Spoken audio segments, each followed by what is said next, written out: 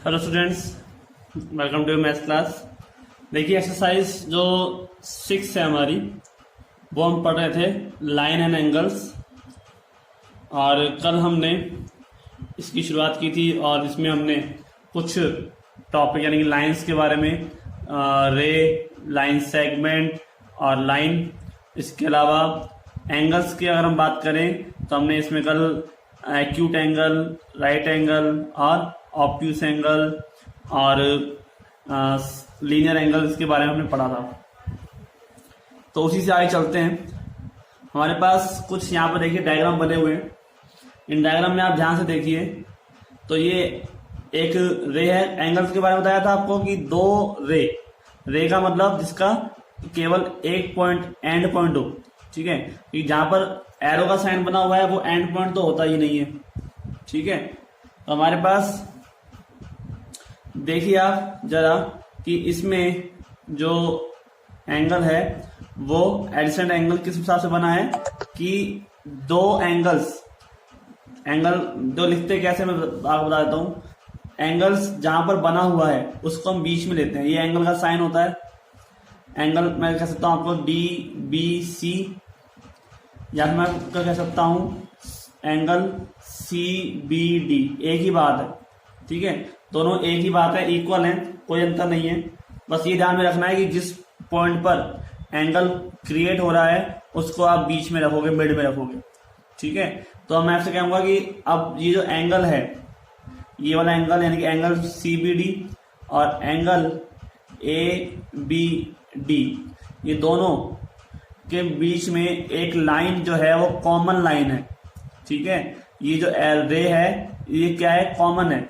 और इस कॉमन रे की वजह से हम क्या कह सकते हैं कि ये दोनों एंगल यानी कि एंगल सी बी डी और ए बी डी जो है आर कॉल्ड, जो दोनों एंगल एक साथ आ जाएंगे ना, तो दोनों एंगल को मिलाकर यानी दोनों एंगल एक दूसरे के लिए, ये दोनों एंगल्स एक दूसरे के लिए क्या कहलाएंगे, एडजेसेंट एंगल कहलाएंगे, ठीक है। ऐसा नहीं कि ये एंगल ऊपर वाला एडजेसेंट है, नीचे वाला एडजेसेंट नहीं है ना। ये दोनों एक दूसरे के लिए, मतलब कि इसका एडजेसेंट एंगल कौन है, सीबीडी, और सीबीडी का एडजेसेंट एंगल कौन है, एबीडी, ठीक है। ये हमारे को इसमें देखना था, राइट, समझ में आ गया।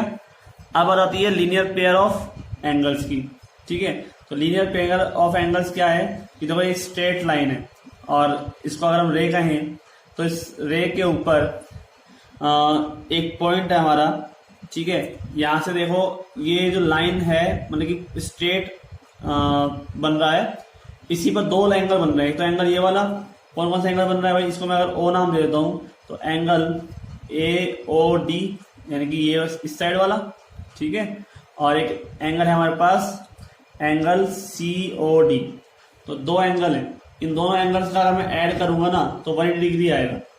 और यही इसकी खासियत होती है कि आपके पास अगर दो एंगल ऐसे हैं जिनका ऐड करने के बाद वैल्यू 180 डिग्री आ रही है तो आप उनको क्या कहोगे, लीनियर पेयर ऑफ एंगल्स कहेंगे, ठीक है।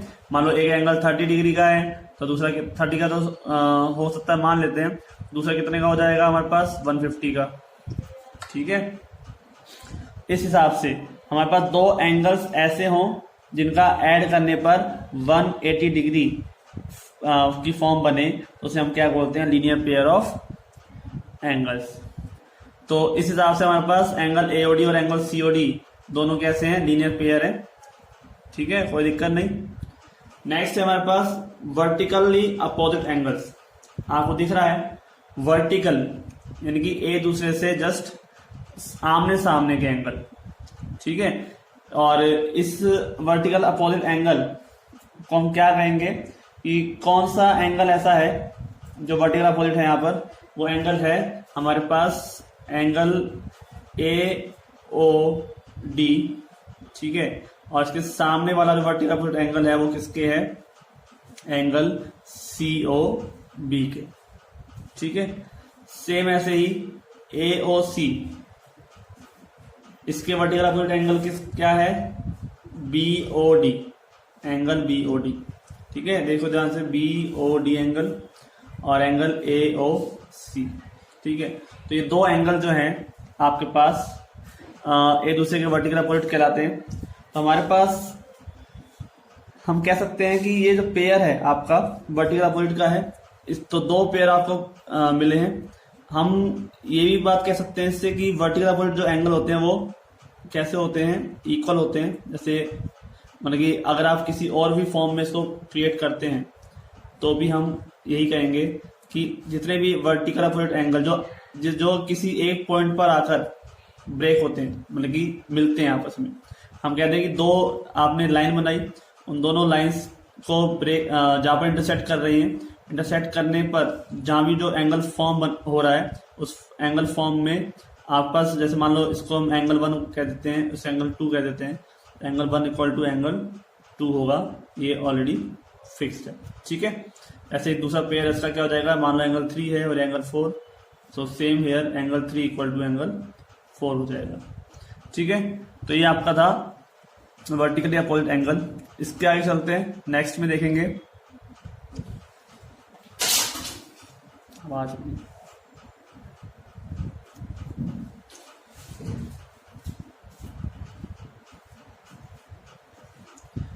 हमारे पास जो लाइन है P, S, R और Q, ठीक है, ये 4 लाइन है।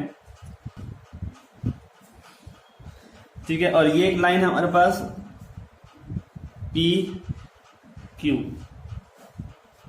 और ये है R, S। ठीक है, जो 2 लाइन है, इस 2 लाइनों में आप देख सकते हैं कि जो एक पॉइंट पर सेम इंटरसेक्ट हो रही है, कट कर रही है, तो उसे हम क्या बोलते हैं, इंटरसेक्टिंग लाइंस। ठीक है, और ये है हमारे पास नॉन इंटरसेक्टिंग लाइन। ठीक है, तो ये लाइन आपस में कभी भी नहीं मिलने वाली, हमेशा एक दूसरे की क्या रहेंगी, पैरेलल रहेंगी, हमेशा पैरेलल चलेंगी। तो इन्हें लाइन्स को हम कहते हैं नॉन इंटरसेक्टिंग लाइन, और इस हम पैरेलल लाइन ही बोल सकते हैं। तो P Q parallel to R S, इसको हम इस प्रकार से लिख सकते हैं। ठीक है, जब भी आपके पास ये साइन बना हो 2 लाइंस के बीच में, लाइंस को ये तो बोला जाता है। ठीक है, और इन लाइंस के बीच में अगर आपको इस तरह का साइन मिले तो आप क्या कहोगे कि दोनों लाइन कैसी हैं, पैरेलल हैं, यानी कि आपस में कभी भी इंटरसेक्ट नहीं करेंगी। ठीक है, तो अब हम आगे चलते हैं नेक्स्ट टॉपिक पे। तो हमने लास्ट में पढ़ लिया था पेयर ऑफ एंगल्स के लिए। तो पेयर ऑफ एंगल्स में हमें लीनियर एंगल पढ़ा था, और लीनियर एंगल के लिए हमने आपको ये बताया था कि जब 2 एंगल्स का ऐड करने पर 180 डिग्री आता है तो वो एंगल क्या कहलाते हैं, लीनियर एंगल कहलाते हैं। ठीक है, तो लीनियर एंगल्स में आपके पास इस तरह की टर्म बन जाती है। राइट, आगे चलते हैं। तो हमारे पास क्या बनेगा प्रोसेस, तो देखिए जरा, हम एक थ्योरम लेके चल रहे हैं यहाँ पे। थ्योरम जो हमारे पास है 6.1, if 2 lines intersect each other, then the vertically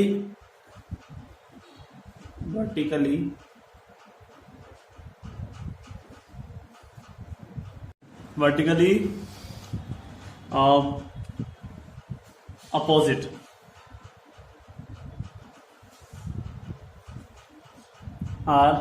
angles are equals।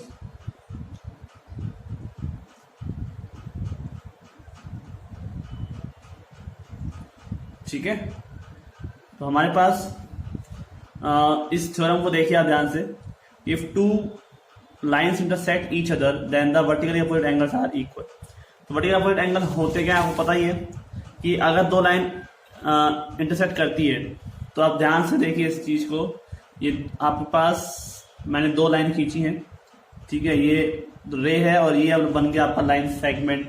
ठीक है, कि जो पॉइंट मिल जाते हैं तो उतने से लेकर उतने तक की दूरी, यानी कि देखो यहां से लेकर डी से लेकर और इस सी तक की जो डिस्टेंस है उसको हम क्या बोलेंगे, लाइन सेगमेंट बोलेंगे।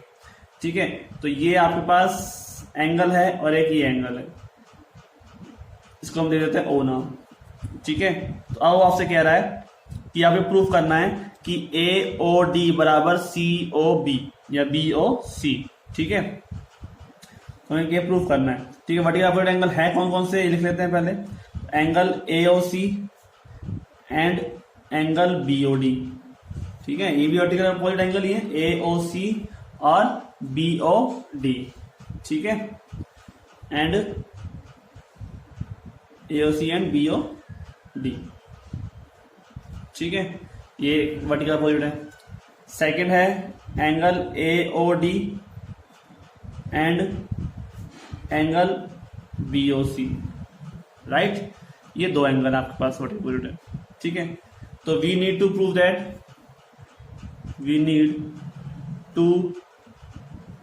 Prove that angle A O C बराबर है एंगल बी ओ डी के। ठीक है, और एंगल ए ओ डी बराबर है एंगल बी ओ सी। ठीक है, तो now ray O A stands on line C D. ठीक है, सी डी के ऊपर एक लाइन है ओ ए, स्टैंड हो। यहाँ पे ऐसे देखो जरा ध्यान से, ये सी डी है लाइन और इसके ऊपर एक लाइन है ए ओ, ये स्टैंड हो। ये भी बाकी वाली लाइन को मत देखो। ठीक है, इसे सब आराम देख सकते हो, दिख रहा है आप लोगों को, ये लाइन है सी ओ डी यानी कि सी डी, इसके ऊपर ओ ए लाइन स्टैंड कर रही है। ठीक है, therefore angle A O C plus angle A O D equal to कितना है, 180 डिग्री। क्यों? क्योंकि एक लीनियर एंगल हो गया ना, ये लीनियर एंगल हो गया। बताओ, ये एंगल मैं खाली सी बना दूं यहाँ पे शेप, तो आप देख सकते हो इस तरह से, ये आपका है ओ, ये है सी, ये है डी। ठीक है, और ये है आपका ए। तो आप देखिए यहाँ पर ये वर्टिकली ये हो गया लीनियर पेयर कि ए ओ सी प्लस ए ओ डी बराबर कितना हो गया, 180 डिग्री हो गया। ठीक है, मैं आगे लिख देता हूं लीनियर पेयर। ठीक है, एक्सियम्स जो है आपका लीनियर पेयर से। अगला है हमारे पास क्या, A O D plus B O D. ठीक है, बराबर लिख सकते हैं 180 डिग्री। देखो आप, ए ओ डी और बी ओ डी ये लिख सकते हैं आराम से। कोई देखो आप, ये ऐसे घुमा लो इसको, मैं घुमा रहा हूँ। अब देखो आपको ये दिख रहा है ना, वर्टिकल अपोजिट दिख रहा है यहाँ पे, आराम देखो, ये दिख रहा है आपको, वर्टिकल अपोजिट नहीं, ये आपको दिख रहा है लीनियर पेयर। ठीक है, एक लाइन आ रही है, उसके बीच में आपने एक तो परपेंडिकुलर डाल रखा है। ठीक है, तो A O D and B O D इन दोनों का एड भी कितना होगा, 180 डिग्री होगा ना। राइट, तो अब इसको मैं मानता हूँ समीकरण नंबर 2, इसको मान लेता हूँ 1। ठीक है, तो by 1 and 2 we can write angle A O C plus angle A O D. A O C angle A O D बराबर किसका हो जाएगा, A O D plus angle B O D के। ठीक है, अब ए ओ डी और ए O D दोनों कैसे आ रहे हैं, सेम आ रहे हैं, तो कट जाएंगे। क्या बच जाएगा, एंगल ए ओ सी बराबर एंगल बी ओ डी। इसको हम काटना कहते हैं, और काटना भी क्या कहते हैं, इसको कहते हैं सबट्रैक्ट करना सेम में से सेम को। ठीक है, इक्वल टू इक्वल रन उधर में। तो क्या आगे बराबर हुआ, ए ओ सी बराबर बी ओ डी। ठीक है, ए ओ सी बराबर, देखो ध्यान से, ए ओ सी बराबर B O D, A O C बराबर बी ओ डी हो गया प्रूफ। इसका मतलब क्या हो गया कि वर्टिकल अपोजिट एंगल जो है वो इक्वल हो गए। और सिमिलरली आप क्या प्रूफ कर सकते हो, ए ओ डी बराबर सी ओ बी के। ठीक है, मैं देता हूं सिमिलरली ए ओ डी बराबर बी ओ सी, ये भी प्रूफ हो सकता है।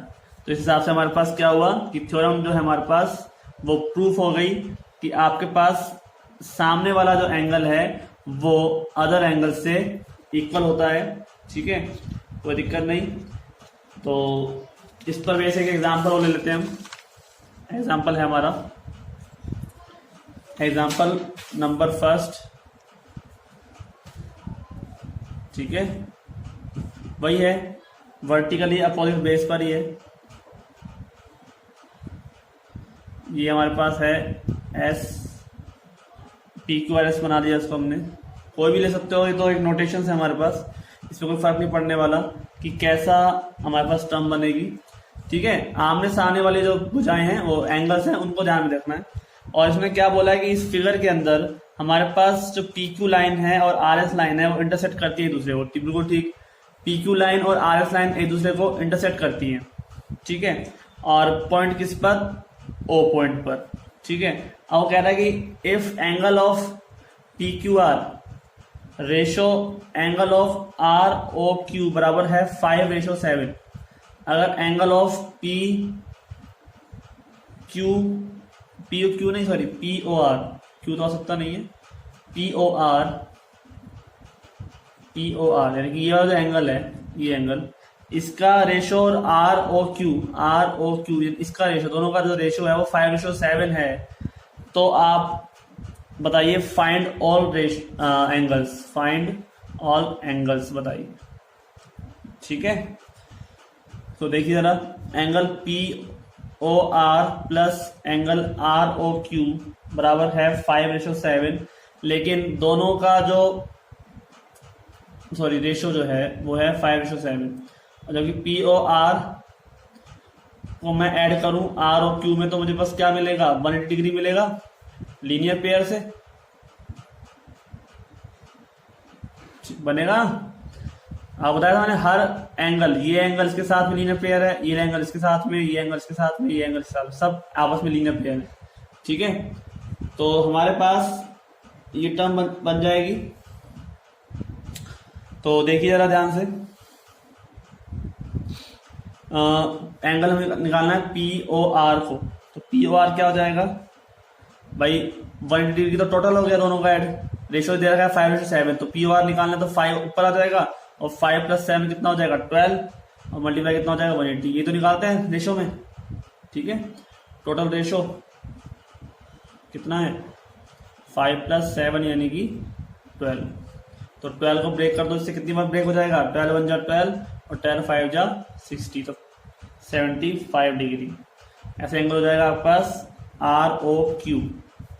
तो हो जाएगा 7/12 multiply 180, 15 × 7 = 105 degree, angle R O Q हो गया, ये हो गया आपके पास 75, ये हो गया आपके पास 105 डिग्री, ठीक है। अब दोनों निकालने तो 75 के सामने वाला क्या हो जाएगा, 75 के सामने वाला 75 हो जाएगा, ये लगा लो, और इसके सामने वाला क्या हो जाएगा 105 हो जाएगा, वर्टिकल अपोजिट। तो एंगल एस ओ क्यू बराबर 75 डिग्री और एंगल पी ओ एस बराबर भी 105 डिग्री, राइट। तो ये क्या है हमारे पास, दोनों वर्टिकली अपोजिट। तो एक एंगल निकाला हमने एक, और सामने वाले एंगल क्या हो गए, वर्टिकली अपोजिट हो गए, ठीक है। तो इस तरह से हमारे को प्रूफ हो गया। तो ये काम आते हैं हमारे पास, एक चीज दे रखी है दूसरी चीज निकालने के लिए, एक्सियम्स, और हमारे पास यही चीज काम में आती है, ठीक है, मतलब कि थ्योरम्स में। तो ये चीज आपको ध्यान से पढ़नी है, ध्यान देना है, तो बिल्कुल भी ऐसा नहीं है कि आप बस हवा में लेते जाओ और सर ने पढ़ा दिया हो गया। ये प्रॉपरली चीज समझ के करनी है। दोबारा से देख सकते हो कि आपको रेशो दे रखा था और एंगल का सम आपको पता था, लीनियर सम होता है, तो रेशो निकालने में कोई दिक्कत नहीं थी। सम जो टोटल है उसको मल्टीप्लाई किया, यहाँ पर रेशो किसका है, पी ओ आर का कितना है 5 अपॉन कितना आ गया 12, ऐड करने पर कितना आ रहा है 12 आ रहा है, ब्रेक कर दिया 15 5 = 75 और 15 7 = 105, ये दोनों एंगल आ गए। ये दोनों एंगल हमको निकाले हैं, जस्ट सामने वाले एंगल जो होंगे वो दोनों कैसे होंगे, इक्वल होंगे इनसे, राइट। दोनों एंगल कैसे होंगे, इक्वल होंगे, तो वर्टिकल अपोजिट एंगल से बाकी एंगल्स भी निकल गए, ठीक है। तो ये हो गया हमारा आंसर। तो आज के लिए इतना ही, मिलते हैं नेक्स्ट वीडियो में, धन्यवाद।